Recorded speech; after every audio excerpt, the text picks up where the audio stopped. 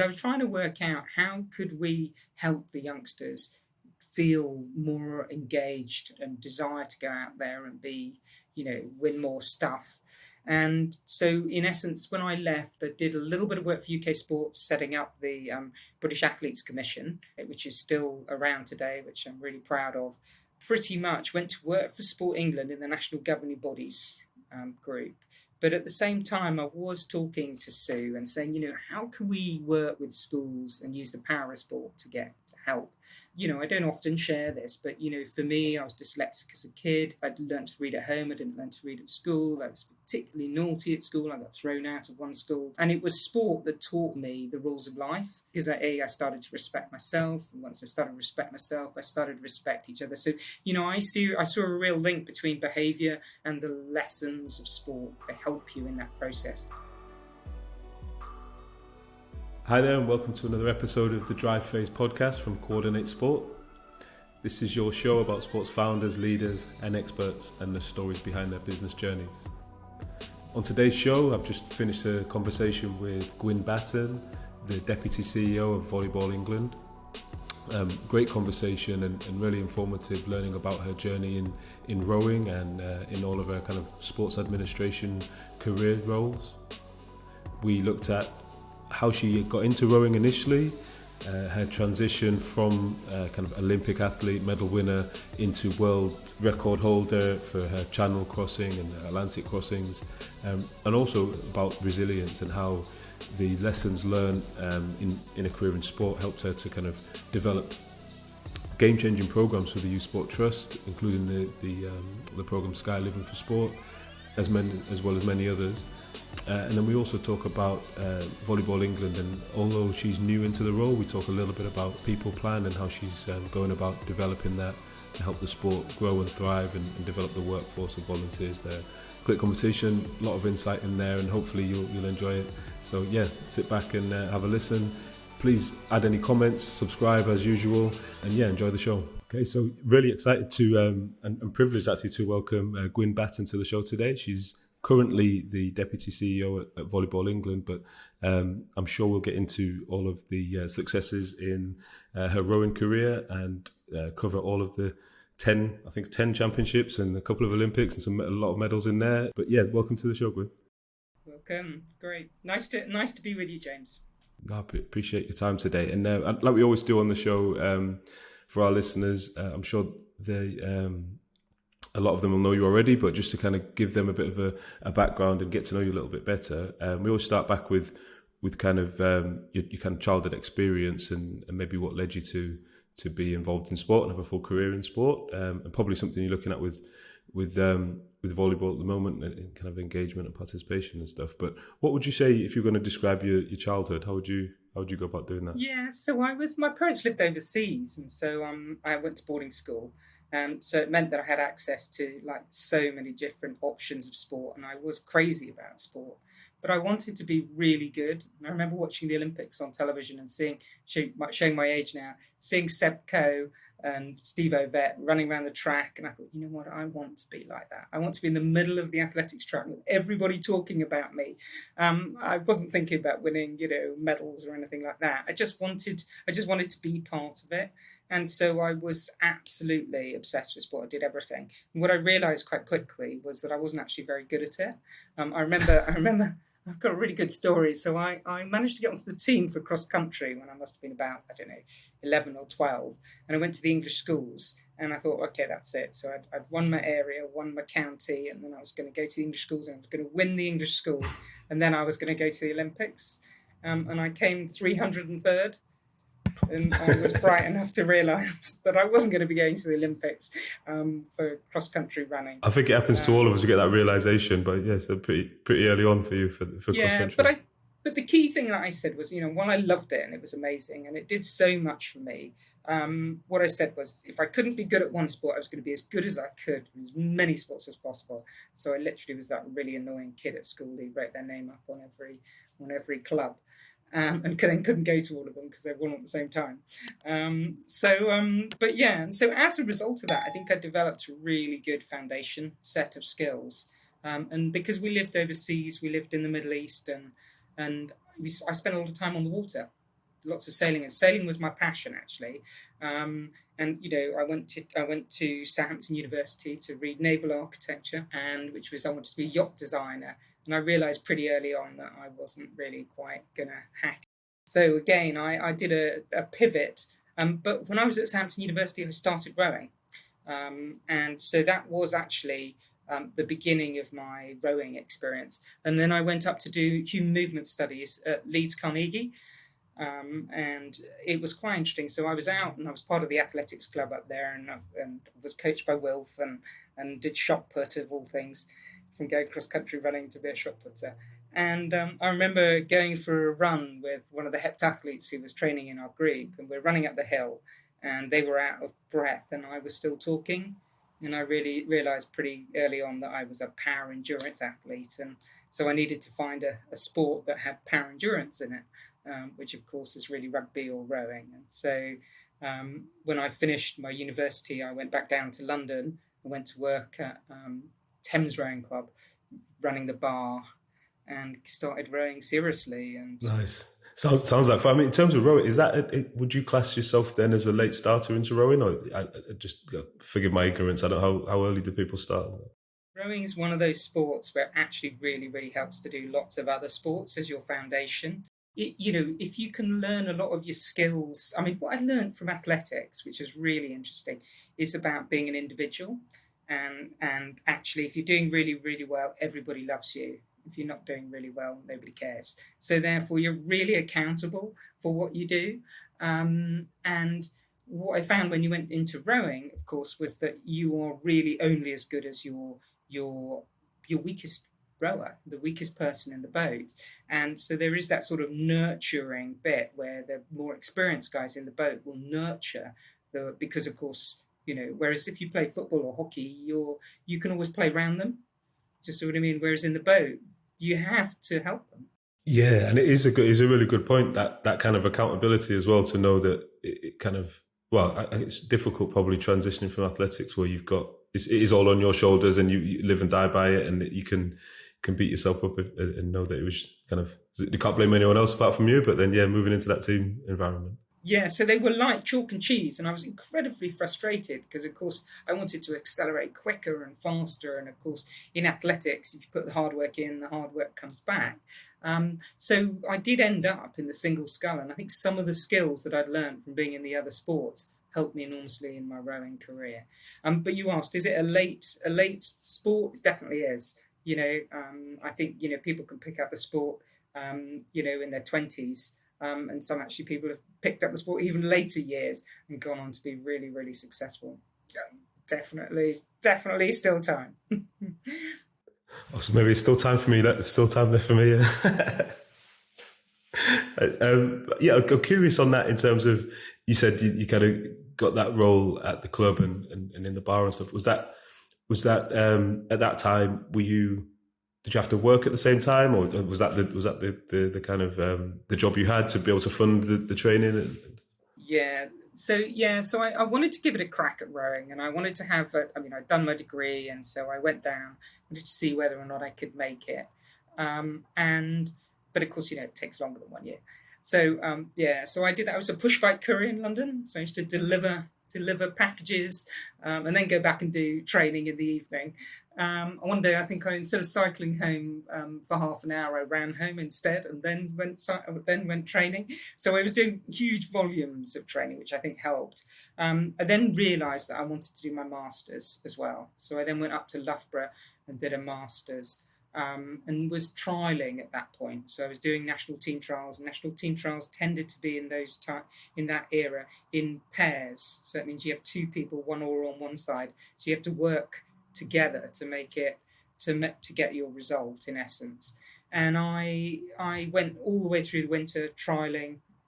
I was at Loughborough training up at the National Water Sports Centre, travelling down south as well for trials, and got to final trials, which is where from there it's the final race, and they choose the team after that, and they select the boats. The boats have to go out and perform, and I came third in the pairs matrix, which meant I was in the top 6 athletes.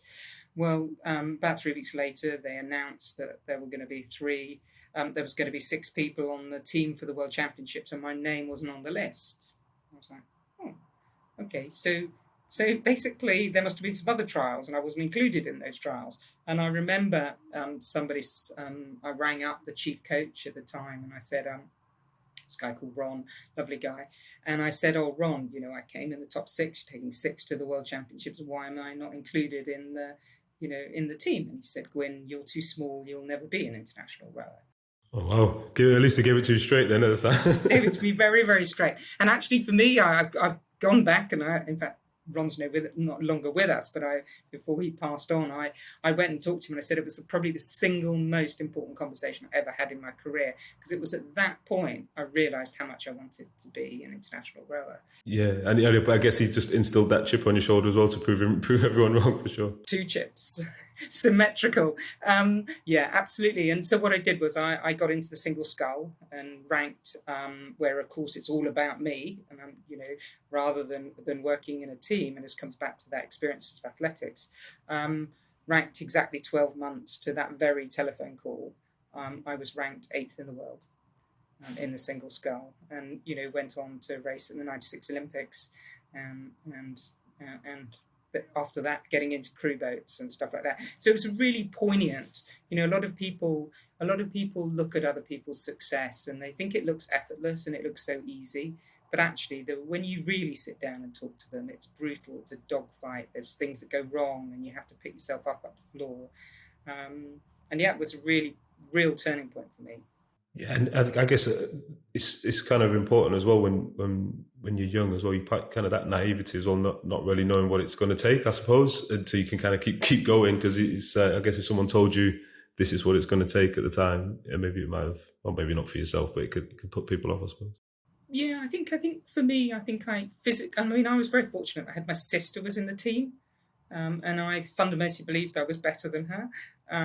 So of course, if she could do it, I knew. But I wonder if she hadn't been in the team, trailblazing for me. And was she your older sister then, or? Yeah, so she was 3 years older. Physically, her physicality is less than me, I guess. But she was technically very gifted. Do you know what I mean? She had a really good feel, whereas I had to learn really hard to get that feel. So I think she was more confident about what she was able to do, whereas I lacked some of that confidence. So she was a bit of a benchmark for me. And actually, to be honest, we were very good for each other as we came into the team, and very rarely we're in the same boat. But having someone there to support you is great. Yeah, and compete with, I guess, subconsciously. And compete, yeah. Yeah, we never, when we went home training at the weekend, training at Christmas and holidays, and it was just the 2 of us training. Yeah, we used to grind ourselves into the ground very quickly. Just spinning back, you mentioned the Masters there. So at that time, were you still looking at, obviously, rowing's coming first priority in your life at that point, but were you still looking at a career in... I think what was quite interesting is, so when I went down to Southampton, I wanted to be a yacht designer. There were no courses to be a yacht designer. So you had to do naval architecture. It was all about designing square boats like this, ships. And I realised that, I remember sitting down with my tutor, and he said, Guin, we think you can get an honours degree if you give up all your sport. And I'm like, I don't want to give up all my sport. And then I found out, and it was very early days of exercise physiology and sports science and stuff like that. And I didn't realise there were courses that you could do, because I didn't want to be, I knew I didn't want to be a PE teacher. And then I started to realise there were quite a lot of courses out there. I don't know why I didn't find them. And so, of course, I did human movement studies at Leeds Carnegie, got my degree, loved doing it. I did exercise physiology and biomechanics as my majors. Stuart Lancaster was on the course with me, of course, rugby coach. I had a really good time and realised that I just loved being in this profession. I just loved it. And how could I work in this space? And of course, so then, of course, I wanted to go a little bit further. So I managed to get it into Loughborough and studied Loughborough's, doing my master's there. And that was really inspirational. And that really set me up quite nicely for a career. I came out of there. I had wanted to go back into sailing, so there was an option where I was at one point going to do work with the work with the Royal Yachting Association, going into the '96 Olympics around the hydration of how they changed the formats and do a PhD. But I would have needed to be in Chichester on the coast. And I turned around and said, no, I need to be in London because of my rowing. So I was able to get a job with the British Olympic Medical Centre, which predated the EIS. I'm really showing my age now. And we worked down there. There was it was at Northwick Park Hospital, and most of the sports would come down and get all their testing done there. And it was a great place to be. There were some really great medics, physiologists, physiotherapists and stuff. We had a great team. So it feels like you're definitely in the right place for surrounded by Olympians and focused on that success and working towards it. So would you say Sydney 2000, would you say that's kind of the pinnacle for you, or what would you pick out in your career? I know so much success there, but what would be the... Yeah, so I think so. I think what happened was I'd sort of done my academia, I'd found my sport, found my career, and then just as my career was starting to come up, I realised that I was making the team, and at the time there was no national lottery, so there was Sports Aid Foundation money, which gave you a little bit of money. Tended to be typically more would go to the guys than the women for some reason. I don't know why. I guess probably wouldn't go that far with all the equipment and everything for rowing, and yeah. So I gave up my job, and I gave up, and I realised that I needed to eat, so I had to keep eating. Needed my car to transport my boat, but I didn't need to pay for accommodation. So I would, ask, is anybody going on holiday? Can I move into your house? Oh, honeymoon, you're getting married. You're going on honeymoon. Can I move in? And so for about 6 months, I basically lived, in other people's houses. Created your own Airbnb, effectively, yeah. And then I came across a housing sponsor, and it was amazing. They honestly, the family stayed, in fact, sponsored my sister. I lived in an amazing house in Henley, overlooking the river. Never actually used the tennis courts. I just used the swimming pool once. But those guys just supported me through my career. And then, of course, after the '96 games, National Lottery came in 97. And I was training in Hong Kong at the time because they would provide accommodation for free and food and everything. And then we would just have to train with their athletes. And then they brought Mike Spracklin over from the UK, who was going to go on to be our coach in Sydney. And we had a training base down in the Thames Valley, so in Marlow. And just gradually everything started to fall into place. And in 1999, I moved from the single scull into the quad scull. We managed to get the last qualifying slot for the Olympics going into 2000. And then the quad went, we had a bit of a terrible run into it. We had to change Sarah Winkler, who's an exceptional athlete. We lost her through injury. We need to reselect all the boats. So we'd only had 5 weeks together. So everyone was like, oh, they're not going to do anything. And then, of course, we came back with Great Britain's first ever Olympic medal for women's rowing, which was pretty cool. It was amazing to do it. With Catherine Granger on board and Gillian Lindsay and my sister. We had to put the two big Scottish girls in the middle to stop us fighting. And it was an amazing experience. It was, the end of my sister's career. I did try to go on after that to go to Athens, but I ended up with overtraining. Trained through what I thought was jet lag, but it was actually flu. So I ended up with a post-viral thing. And what glandular fever? Was it one of those type of... Something like that. And it took me 6 months to come back, and then the hunger had gone. I remember going to the final trials. I'd only ever really come, in the top few places in my single scull, and I think I came 5th, and I think I got off the water and I didn't care. And I realised that the fight had gone. And you know what it's like when you're an elite athlete, when the fight's gone, you know it's time to leave. Yeah, I guess it's that thing when you've been at the level you have, you're not really in it for the participation, right? You're there for the medals. So. Yeah, well, now I enjoy sport. Now I love it. Now I go and it's much more fun who I row with and where I go, which beaches I'm on, and how fast I'm going. Nice. And I guess at that point, and we talked just last week, I had a guest on Ollie Phillips, who talked about his kind of transition from really high level elite rugby and realizing that, right, that's kind of the end of that chapter, you know what I mean, and what you're going to do next, and he kind of threw himself into world record breaking feats, and I guess you did as well. So what was the transition to the or the thought process around that, the channel crossing, and kind of how did it all come to pass? Oh yeah, that one. Oh yeah. So yeah, because I got quite frustrated because of course I wanted to be the sailor and stuff like that, and and it's quite chaotic sailing the sea and everything, whereas 2,000 meter rowing is really confined and it's controlled and the boat's perfect. Yeah, that's what I was going to say. You got to deal with. Well, this is my rudimentary understanding, but I know there's waves in the sea and not so many in the in the rivers. Yeah, for sure. And people who rode with me knew that I'm rubbish in bad water when I was, would never go really quick in bad water. So it's ironic that I now love being in rough water. Yeah, I was pretty fit still, and I realised actually, why don't I go and break a record? When you're at the level of fitness you are and you're coming out from elite athlete. So yeah, and I went and chatted to the guy that had the record for crossing the English Channel. And he'd done it in a slightly wider boat, fatter boat, a bit more stable. And he'd done it in 3 hours 35 or something. And he'd stopped. And then a boat would row out to him, give him a drink. And then he'd carry on. And I'm like, what's this? I just have a camel pack with a tube and I could drink while I'm rowing, so I can save loads of time. But I realised I needed to go. He was actually a really quick coastal rower. So to beat his time, because he was a guy as well, because guys' times were pretty quick, I needed to go in a faster boat. And the fastest boats you can go in are the single sculls that we use at the Olympic Games, which are, designed to go on waves, on water with no waves. So I pretty much waited 4 months for the perfect day. And then we set off, and I'd had people ringing me up and telling me that it wasn't possible, the boat would break in half when we hit the waves off the container boats, container ships in the middle of the channel, and blah, blah, blah. And I was bringing the sport into disrepute, and I woke up in the middle of the night going, oh my God, I'm bringing rowing into disrepute. So there was a lot of pressure not to do it.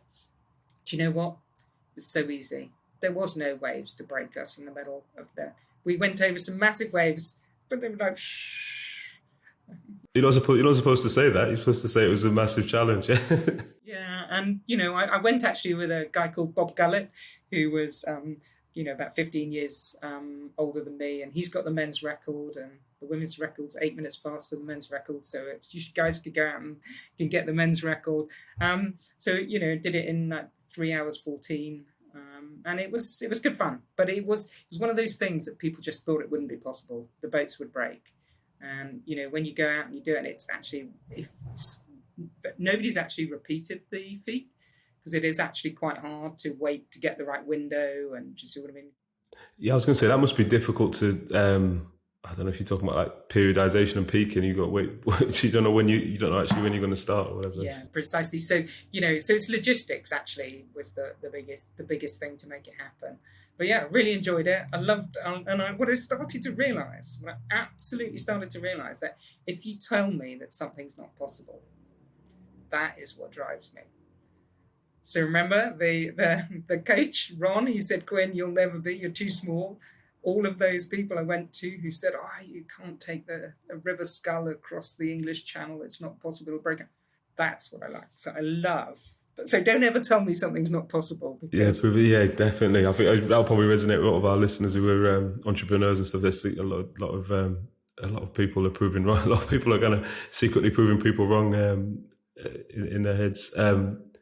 So obviously, amazing highs from breaking records, winning medals, etc. One thing I wanted to talk to you about really was Olympic medal in 2000.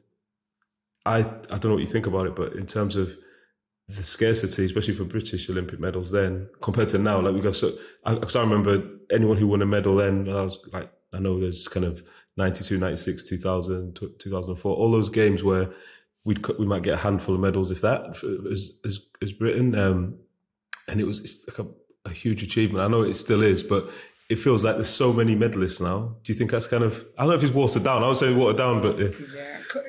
Yeah, absolutely. There's so many now. Yeah, it's so easy. No, it's not. Much harder in my day. No, not at all. It was quite interesting. So I came back, and it was like, oh wow, because of course I wanted to do that, but I didn't know it was me, and I knew people who'd done the same amount. They committed the same. They were as good as me, and they'd come away without a medal. And for me, I think I'd worked out there were 340 people or something with an Olympic medal live in the UK. And then I worked out that there were 8 million children or something. And the chance of a young person, touching Olympic medal or even test driving it to make sure it fits, you don't test drive it, you don't know whether you want to win one. So I went to talk to actually Baroness Sue Campbell, who was just Sue Campbell at the time. And I said, and I was doing some stuff around athlete voice as well with the British Olympic Athletes Commission, and we set up the British, the a bit more of that athlete voice stuff. I was doing stuff with UK sport, but I was trying to work out how could we help the youngsters feel more engaged and desire to go out there and be, win more stuff. And so, in essence, when I left, I did a little bit of work for UK Sports, setting up the British Athletes Commission, which is still around today, which I'm really proud of. And then pretty much went to work for Sport England in the national governing bodies group. But at the same time, I was talking to Sue and saying, how can we work with schools and use the power of sport to get, to help. And I don't often share this, but, for me, I was dyslexic as a kid. I'd learned to read at home. I didn't learn to read at school. I was particularly naughty at school. I got thrown out of one school. And it was sport that taught me the rules of life. It was because I started to respect myself. And once I started to respect myself, I started to respect each other. So, I saw a real link between behaviour and the lessons of sport that help you in that process. It's a much safer place to learn how to behave in sport than it is in life, because in life you're likely to get into trouble with the police if you do too much experimenting. And Sue started, and I remember I came over into the Youth Sport Trust, and we started a program linking our elite athlete role models who'd been to the games, primarily athletes. We didn't want athletes that were perfect. I was amazing, I was brilliant, and I was an Olympic champion. What we wanted to find athletes that had a backstory, that talked about how challenging it had been and how hard it was. And we set up Sky Sport Living for Sport. And it was an amazing program, and it ran for about 10 years. I mean, I sort of was involved with it for the first 3 years of its life. But people like Jason Gardner, Darren Campbell, they'd been in part of that, go in and talk about some of the hardships they'd had in their journey to get there. I mean, I remember one of the particular athletes that we had, his father, he'd been fostered as a child, and his father had been in prison and things like that. And so to go in and talk to youngsters about what your life had been like and how you'd overcome that and then gone on to achieve those things, it was a great way of building rapport with them. And we would work with the school teachers, and we would try to help the school teachers get the attention and create opportunities for conversations with the youngsters who were on the verge of exclusion in school. And it was a great experience, and I loved it. I loved every minute of it. Yeah, that resonates. I mean, the using sport as the vehicle, but also the kind of almost like a safe space, like you said, you can push the boundary, but that especially athletics and solo sports as well, you kind of build in that commitment, resilience, all those kind of skills that you need to be successful in life in general or in any career and stuff. So yeah, I think that program's super successful in terms of also for athletes as well, give them a good opportunity to kind of share their story and build their own skills. Yeah, absolutely. And what I was trying to do was, when we set it up, we were trying to get that little window from when they retired and they had all the glitz and everything like that, and then before they started in their careers. And it was great. And all of the athletes that I ever worked with in that space, I really enjoyed that during that process. So I guess that's obviously the kind of start of that journey into this kind of sports administration, and so many roles there in terms of Sport England and Youth Sport Trust. And how do you, reflecting on it, mentioned there you set up those programs, and I'm sure a lot of others. I guess distance travelled from then to now, what would you kind of, probably night and day, but yeah, how do you feel about that if you're reflecting back on where we are today? Yeah, I think, one of the things for me, I sort of felt that I had set my career up. I was all about exercise physiology and being in this space. And then I'd had the world's best exercise physiology job in the world anyway. And then I went as an athlete. When I came out, I realised I wanted to make a bigger difference. I felt that there was so much that we could do through sport, and I wanted to, I wanted to be part of the big decisions that were taking place. And to do that, I had to journey through. I had to get a career that put me in a place where I could make those decisions. And Sport England was great. I had some really good mentors in that space. But again, I sort of journeyed back into that athlete, with the Youth Sport Trust. From the Youth Sport Trust, I was really, I started working for Ali Oliver, who's now the Chief Executive Officer. Learned really just, and from Steve Granger as well, about sports development. And it was brilliant to be around and to realise, if you're going to write that program, to be really clear what you want to achieve at the end game from it, and make sure that end game is part of the planning and the design phase at the beginning. And again, it was a really good time to be involved in sports. It was, we had the European School Sports Strategy for young people, and I looked after two of those strands, the gifted and talented strand, and of course started to go into the competition side, which ended up with the school games that we see now. So we had the national school games, and then of course we had the sort of school games program that runs now through all the states. And it was, I remember on one occasion, I literally had to put the sums together to take what was a little pilot of about 30 competition managers into a national scale up.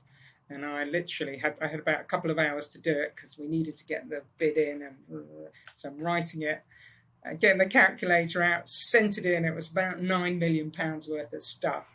And then spent and then of course, once the yes came in, it was like, oh my God, did I really get it right?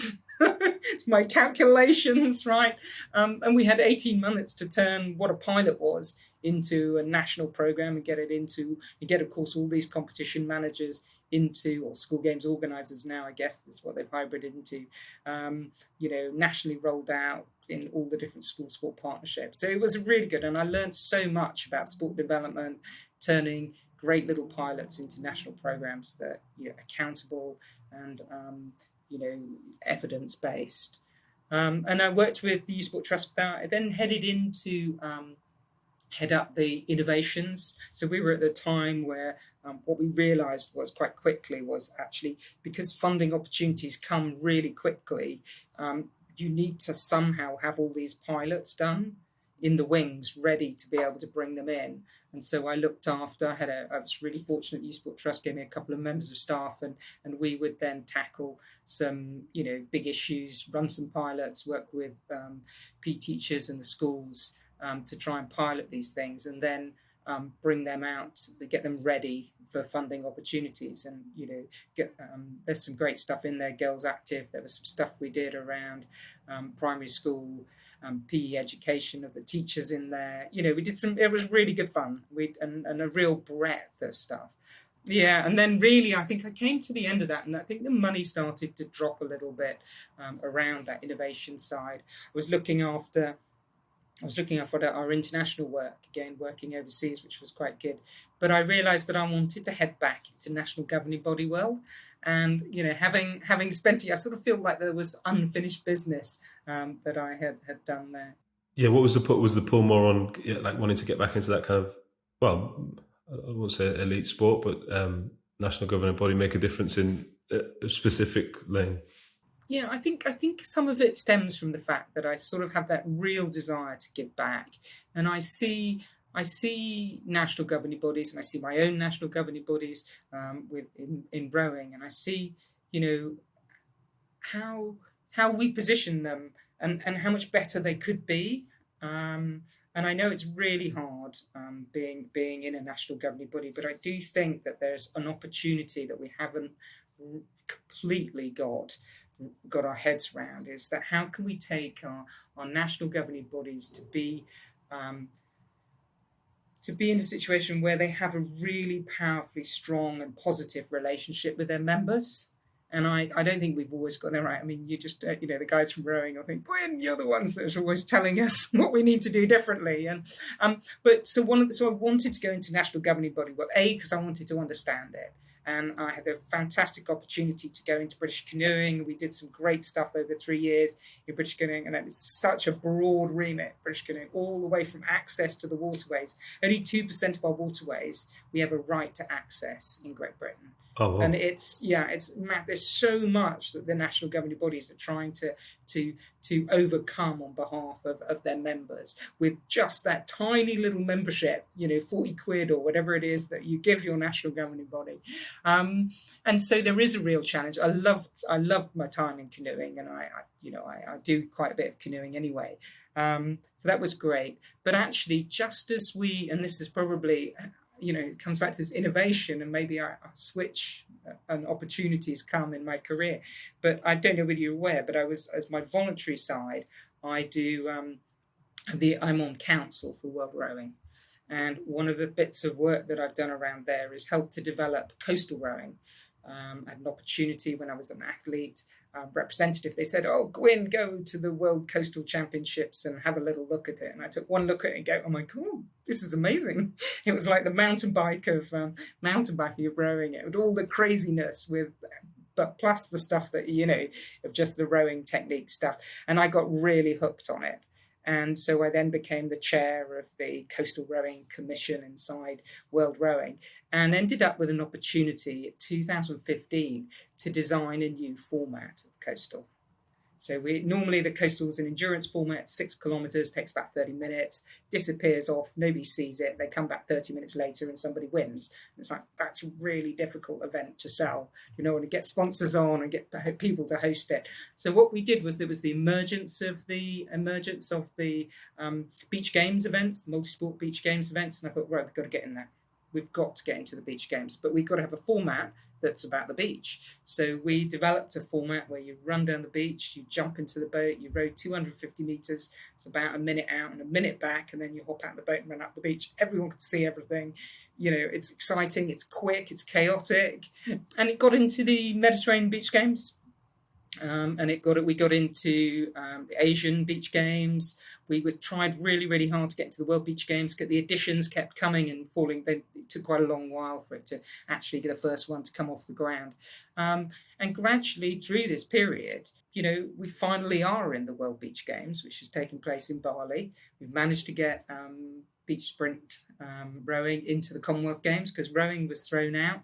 Well, not thrown out, it sort of left the Commonwealth Games in the 90s, or was it the 80s, 90s time. Sort of been in rowing's never been able to get back into that. So opportunities in there now, down in Australia coming up. And in the next few weeks will be the decision as to whether or not it gets into Los Angeles.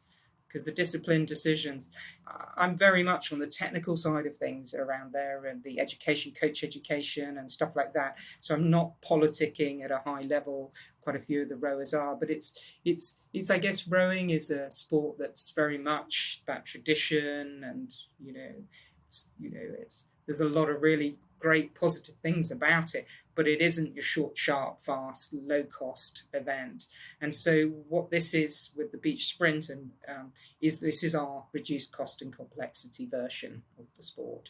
And so we can have both the tradition and the extreme physicality that rowing is, plus this much lighter, more exciting, I guess, event. So we'll see. It's like you said, innovation. All sports having to do it now as well, aren't they? And you see like others have been successful, cricket, except, and volleyball, we'll go on to that as well, in terms of the different formats.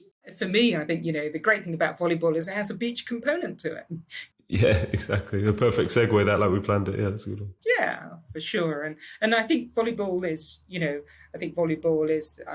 a really fascinating sport. And having, so I left British Canoeing. I did a whole series of pieces of work for World Rowing to be able to get their coach education up and running. Got a global network now of coach educators that can help, support coaches that are doing this new discipline.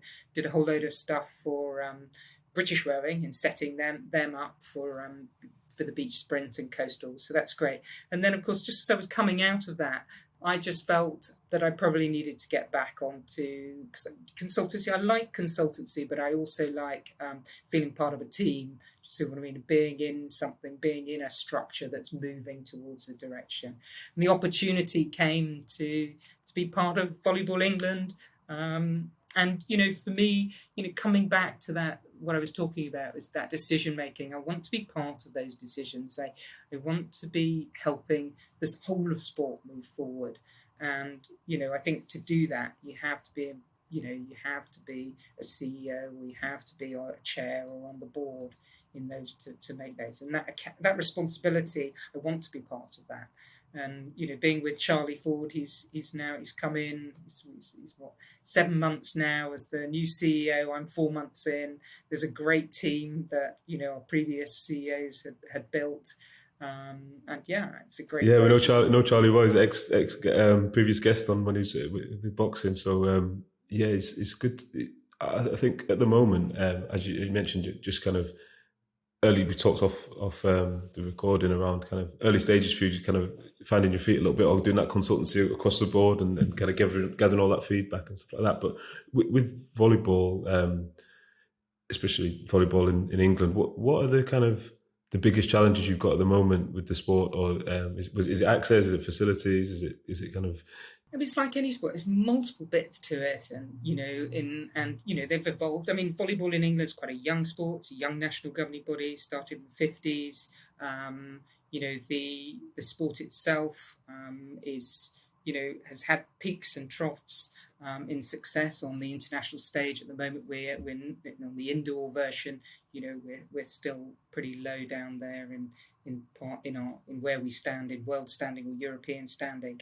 But there is a really vibrant community that absolutely love their volleyball. I was down in Plymouth at the weekend, and literally from 9 o'clock in the morning to I think about 6 o'clock, they were playing literally matches solidly in rotation. And I mean, it was just literally they do 20 minutes of playing a game, 20 minutes off, 20 minutes playing the game. So I think where is it? I think we're one of the smaller sports in essence. I think a lot of people is very reliant upon knowing somebody, or how do you become aware, and how do you have access to it. We've had a real resurgence. So It's a good point. That I was going to say, we had a guest, Ash, runs a company called Ed Start Sports Coaching, a franchise business. They're growing pretty rapidly at the moment. But he told a story about getting into volleyball, and he's a pretty advanced player. But it was outreach. So whatever the program was at the time, got into his primary school and introduced him to volleyball, and he kind of took the bait, I guess, and took it further. So yeah, it's kind of that entry level, or that introduction is always key, isn't it, to get people into sport. And I think we're competing against other sports out there. Football, of course, it has quite an attraction. But again, on the female side, if you're looking to be a really good volleyball player, you need in your team, you need some really tall people. And so, people are, especially tall coordinated people, all the tall coordinated people were in netball, basketball and volleyball, and all the tall uncoordinated ones were in rowing. So, but yeah, so I think it's, and again, it's, there's a exciting beach version, the beach which two people on the court, which actually means that, we get more exposure, getting more exposure there. But, again, how many courts do we have around the UK, and so there's facilities, there's everything, in that space. And of course, I was going to say that's interesting, the facility or the courts, because I'm trying to think back. I remember, or generally think about it, a sports hall generally does normally have a volleyball pitch marked out on there, doesn't it? It's like, yeah, it does. Yeah, I think so. Yeah. But I think what you're looking for is many of our clubs don't just need one court. Do you see what I mean? They've got more than just, they need 2 courts, they need 4 courts. I mean, if you look at some of our really large clubs, they're actually having to put themselves across multiple venues, multiple nights, depending on where they can get access. And then it's the cost of multiple nights of usage. Yeah. Yeah, and I think there's some real, and I think all leisure centres are really struggling at the moment anyway with the costs of doing it. So of course the cost to hire is going up.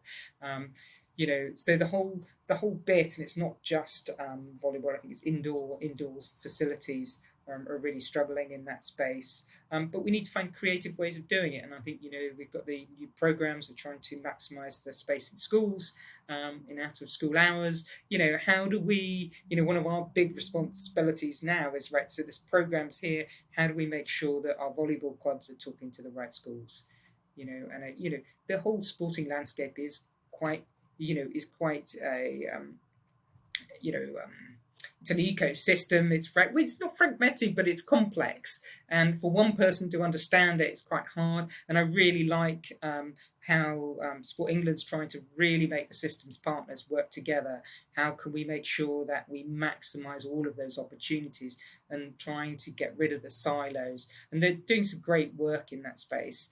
Now the question is it's up to us now as national governing bodies and the other system partners to make sure that we can find the answers and make sure that we can maximise what funding there is and the opportunities there, so that, as you say, an individual young person, as they come into school, they go through their PE experience, they do their after school hours, hopefully, and they navigate, have a big choice of sports that they go through, find one that is their passion or one they're good at, depending on how they go, and so that they can express themselves physically and hopefully a lifelong, they can do it for the rest of their lives. Definitely. And I guess from national governing body point of view as well, you have to focus on those two areas. You've got the kind of the elite side, haven't you? But then it's like that funnel, right? The mass participation. Is there anything, and maybe this is, I might not know this, but in terms of how it skews like adult participation, is that something that, because it feels like there's a potential there for some type of recreational format, or maybe you've got to compete against five-a-side, I suppose. But yeah, it does feel like there's an option there, right? Yeah, I think there's some in volleyball you can play. Well, my short experience of 4 months is I've met some quite mature players that are still playing really competitively within the national leagues. So you've got quite a duration of time in there, as long as you don't get too injured in that process. I mean, it's quite interesting. I think if you look at, say, athletics, or you look at cycling or rowing, where there is actually quite a big masters group. I think perhaps potentially in volleyball there is some masters tournaments, but there isn't a regular masters league as such, and maybe that's because those players are still playing in the current league. But I think there are growth opportunities, but I guess it's not just about growth. I think it's about making sure that the experience of the members and the players is that they get a really valued experience, that they love doing it, and it's so I think as a national governing body, it's not always growth. How do we make sure that we enrich the environment, and we work with the coaches to be better coaches, and with the officials to be better officials, and I think we do have a particular challenge in sport where often our volunteers, and I think what I'm talking about is our really embedded volunteers, they're getting older and older. And what happens is they get in post, they take on a lot of stuff, and then they keep taking on more and more and more. And then that post, nobody wants to take that post because it's so big. It's a full-time job, and they say, oh, I can't do that. So I think there is a real need in how do we help those volunteers to keep evolving, do you see what I mean? And perhaps taking on something and bringing someone else in behind them, so their role doesn't get bigger and bigger, and therefore unsustainable, and then they themselves, resent volunteering or being burnt out. Yeah, no, totally. And I think just from an athletics point of view, like the officials is a big challenge, isn't it? As they're kind of aging out, and where do you find the next kind of crop of officials is just skewed to like an older age group for sure. Yeah, and I mean that's one of the areas exactly, James. That's one of the areas that hasn't recovered from COVID, is the officials and the volunteering. And hence why, and that's segue into what I'm sort of starting to get into for Volleyball England, which is their people plan, so the workforce plan. So if you can imagine, most organisations have an HR plan, which is about recruitment, retention, building up skills, training, and making sure that when people leave the organisation that they have a good handover. Well, I think it's now what we want to do is how do we create that people plan for our volunteers? Yeah, so we always talk about our players, but what about the coaches? What about the officials?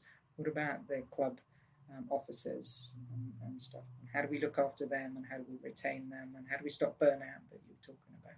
Yeah, it's like you said, it is it's like the lifeblood of the sport. So yeah, it's that people plan that you're implementing. What are the kind of key pillars on there? Is it kind of developing the current club, or are you recruiting? I think thinking about the listeners we have, most of the people listening will be running or leaders in leadership roles in those organisations that are out either grassroots or coaching in schools or working with clubs and things like that. Are you looking for that recruitment, or is there courses they can access and things?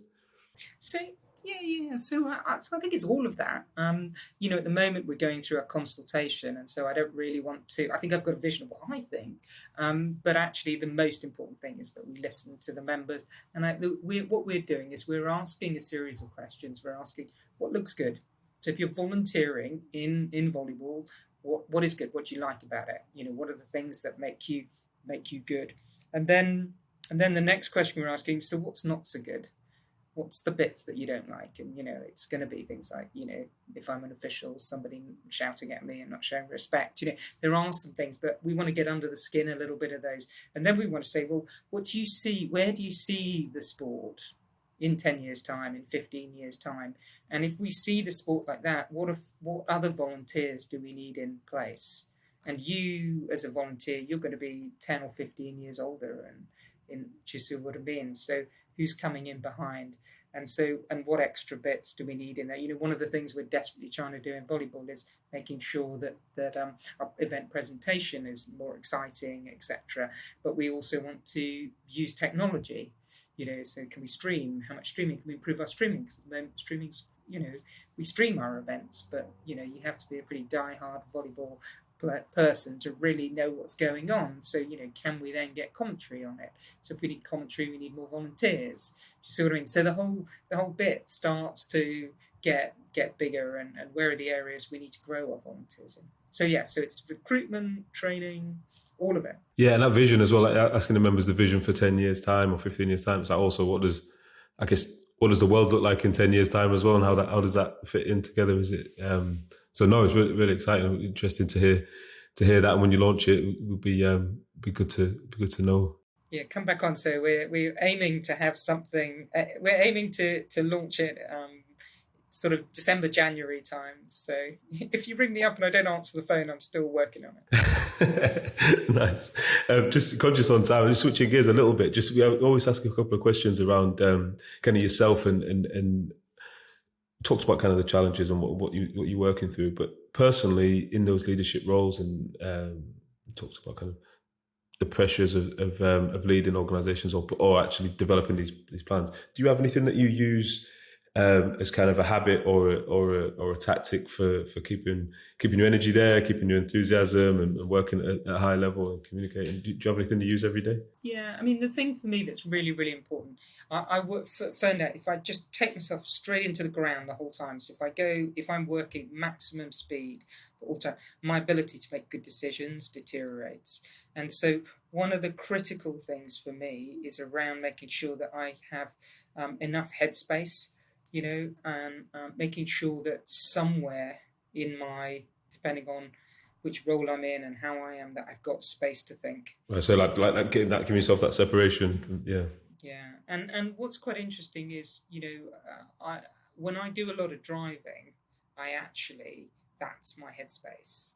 Do you see what I mean? So I can get that time, that thinking time, and processing stuff through. I think one of the hardest things was when we were working at home. We didn't have that space. We were on the go all the time. And so I did a lot of walking. Walking through keep bumping into people I knew when I was out for a walk, which was good fun in Henley. But yeah, so creating space. And I think, how old am I now? I'm over 50 now. It's taken me 50 years to work that out. But yeah, and because my natural instinct is to do more and do it better all the time, drive. And that isn't necessarily better. Yeah, and as you've been working across so many different organisations and like that high level, is there anything you've kind of developed from a business or management leadership strategy or things that you always say, right, when I'm coming into an organisation or when I'm leading my team, I always focus on kind of these pillars? Is there anything like that you've kind of developed or you live by?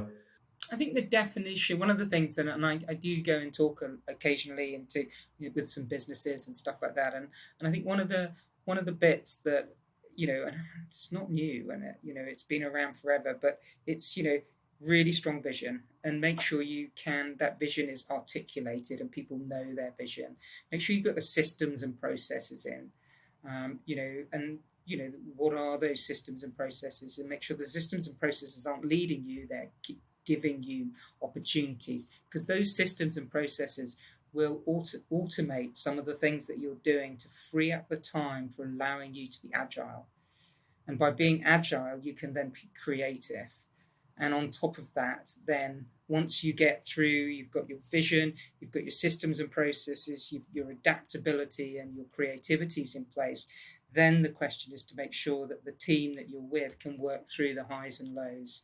And that ability to, and we haven't talked about rowing across the Atlantic, and I rowed across the Atlantic and took that team through. And one of the hardest things for us was what we did when we were really low, because there were times when we were flying and we were covering so much distance, we'd break the world record, with a day to spare.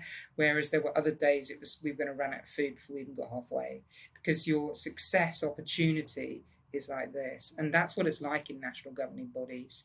You work so hard, and then you get, because everybody has an opinion, you get some really challenging opinion, and you've got to keep going. And I think that vision, the systems and processes, the ability to be agile, pivot and creative, and then to support each other through the resilience.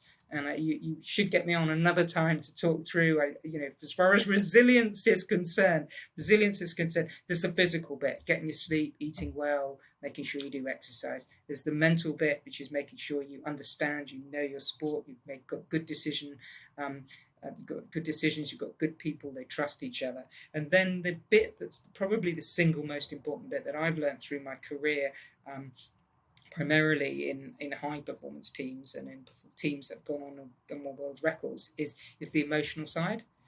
And that emotional side, when you work well with your teams, and there's no such thing as a perfect team, you create your perfect team. And once your team is that strong bonded team that trust each other, you are able to help people when things go really wrong, and you can help each other. And I remember, when somebody comes to you and says, "Are you okay? Do you want to go and have a cup of coffee?"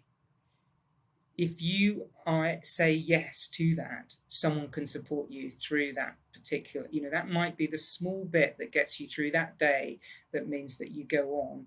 And we know that in sport, the margins of success and victory are really small. Fundamentally believe in the workplace, there's multiple opportunities where those margins are really small.